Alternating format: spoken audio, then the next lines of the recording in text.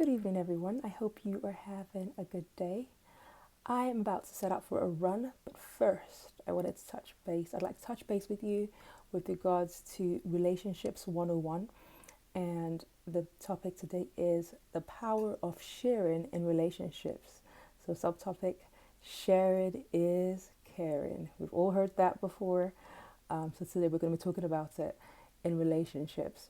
So, the definition of relationships, as covered in previous episodes, is the way in which two or more people or things are connected, or the state of being connected. And to share means to give a portion of something to another or others. So yesterday we talked about giving. So with sharing, it's slightly different. You are given, but you're not given all of it. You're given part of it, of a thing, or a resource. But we'll go into that some more.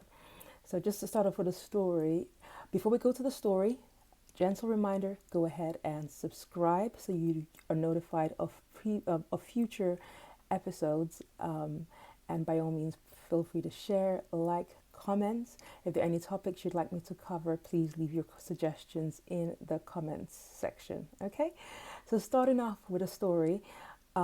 Last year we were at a birthday party, and this little girl, she was 6 at the time, she turned up with this beautiful play suit, and she was looking very high fashion, very very nice. And I just showered her with lots of compliments and lots of love. And at the end, I asked her, like, if I could, borrow her play suit sometime. I was teasing, of course, but she took me seriously because she's a kid. So she paused. She looked at me, because I'm quite tall and she's not. She looked at me up and down, and then she very slowly said yes, I could borrow her play suit. And I thanked her ever so profusely.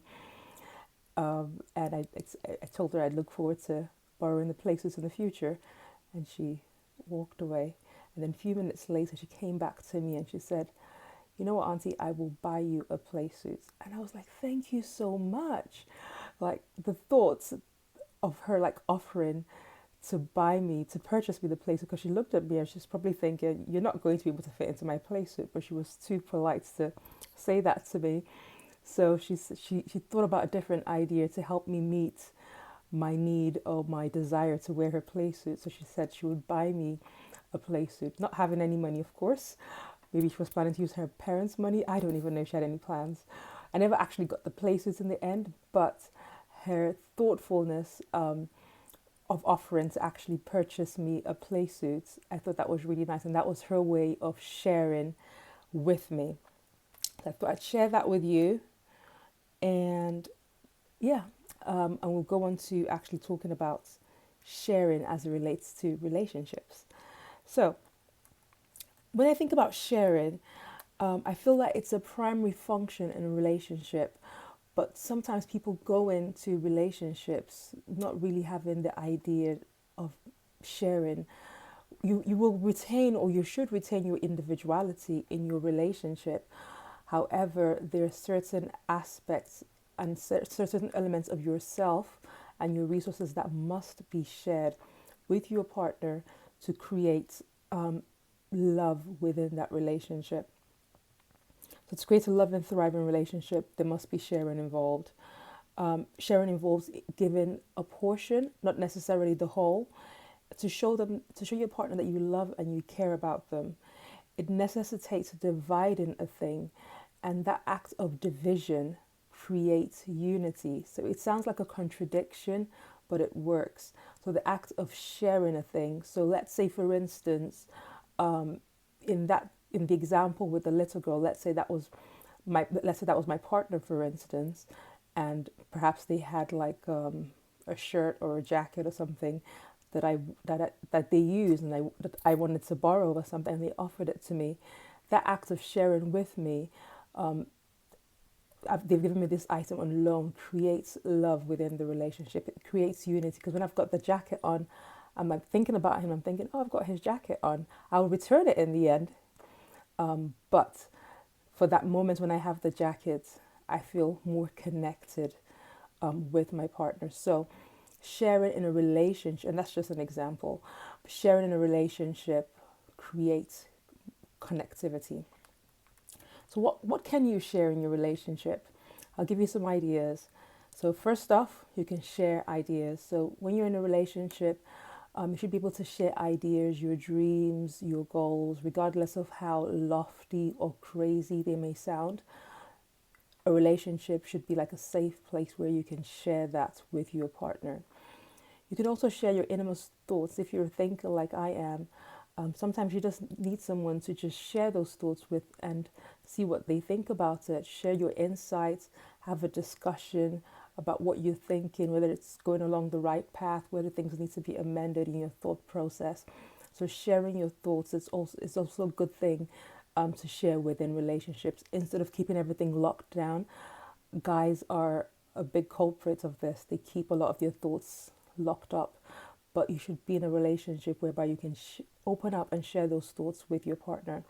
It helps expand you as a person. It helps expand your thinking process. So you should be. This is something that if you're not already doing, you can start to cultivate within your relationship. Share your food now. Lots of guys I've heard and seen on Instagram, they don't like it when they go when they go to maybe a drive-through or they go to a restaurant, and the lady orders salad and they order their fries and everything, and then the woman starts to eat from their plate. Pet peeve for some guys, but you should learn to share your food as well. Just like children sometimes don't want to eat their food, but they want the food on their mother's plate or the father's plate, even if it's exactly the same food. That's just the way it is in relationships. Your food looks more attractive. It might be the same thing or maybe different, but your food might look more attractive on your plate, and they want to share that with you.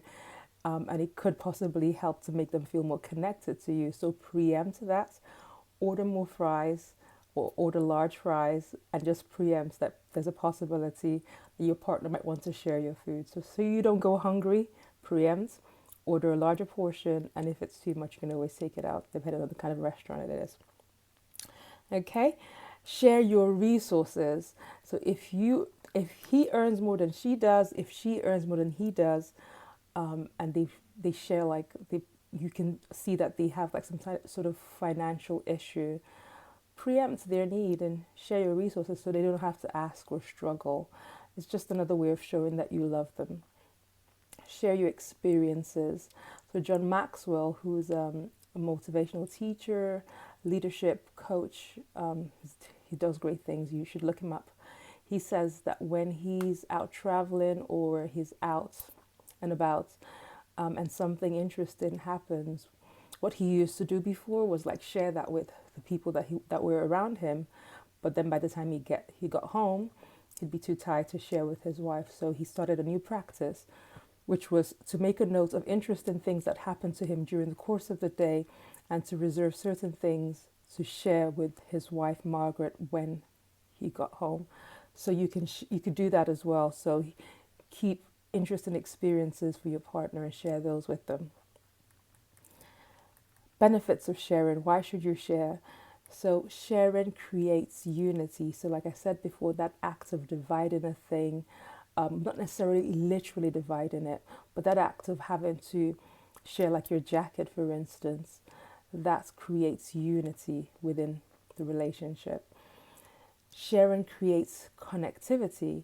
So when sharing becomes a regular occurrence in a relationship, even when there's distance between the both of you, when something comes up that you're thinking of, you think, oh, I might share that with my partner.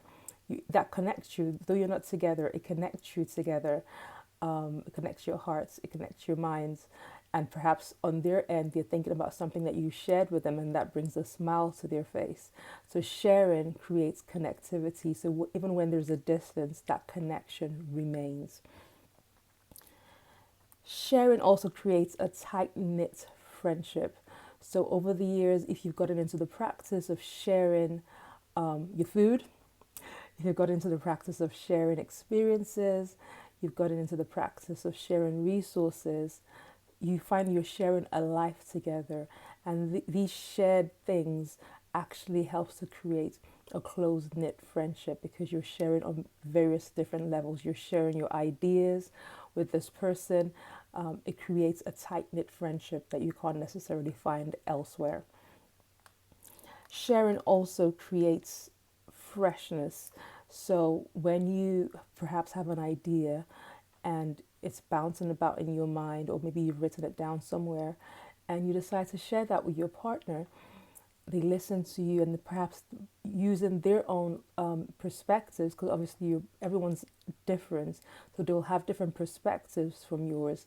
And so when you talk about this idea, by the time you finish talking about it, what you might find is that you have something completely different, something completely new, something completely fresh. So sharing creates freshness within the relationship. So I'm not going to tell you how to share because that's pretty obvious, but I'll just tell you, give you some tips on some of the things you can bear in mind when sharing. So when sharing, share with intentionality. If you've committed yourself to a relationship like John Maxwell had or has, you could decide to be intentional about your experiences and the things happening during the course of your day. You could decide to, like he did, make a note of certain things that you share with your partner at the end of the day. You share it with them first, and then if you choose, you might then go on to share it with other people. But that's intentional act of sharing it with them first brings that freshness, because when you tell them for the first time, you'll still have that excitement. But if you've already told 10, 15 people, by the time you get to your partner, it has lost its freshness. It's probably lost its excitement. You're probably not as excited about it as you first were. So if you're intentional about sharing with your partner first, that's going to be a good thing. So be intentional about sharing. Also think about intimacy when you're sharing. If you make it a point to reserve some things to be shared only between you and your partner, what that creates is intimacy, because you know and they know that this particular piece of information only exists between the both of you. That creates intimacy, that creates exclusivity. So think about that when sharing. And then finally, use insights. So just like my little friend took the time to think about my request, because I had asked to borrow her play suits. She thought about it and then decided that her play suit would not actually go on to me. It wouldn't fit me in any way. So she decided that she was going to buy me a new one. So that was insight from a child's perspective, how much more an adult. So if there are things that your partner is sharing with you, use some insight, look into it, think about it a bit more deeply, and think about ways that perhaps you can facilitate whatever it is that you're trying to achieve. If they've shared a dream or a goal with you, perhaps there's something that you might be able to do, an introduction that you could, someone you could introduce them to, a skill that you might be able to provide to them, a resource that you might be able to share with them. So you think about it, use insights, and go ahead and share to create that friendship, to create that unity, and to create love, and just show them how much you love them. So these are my tips today as it relates to sharing. Sharing is an amazing thing.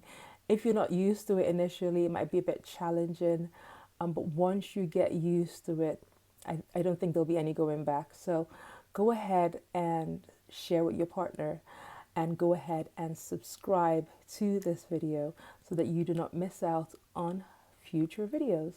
All right, until next time, do stay safe. Take it easy. Bye.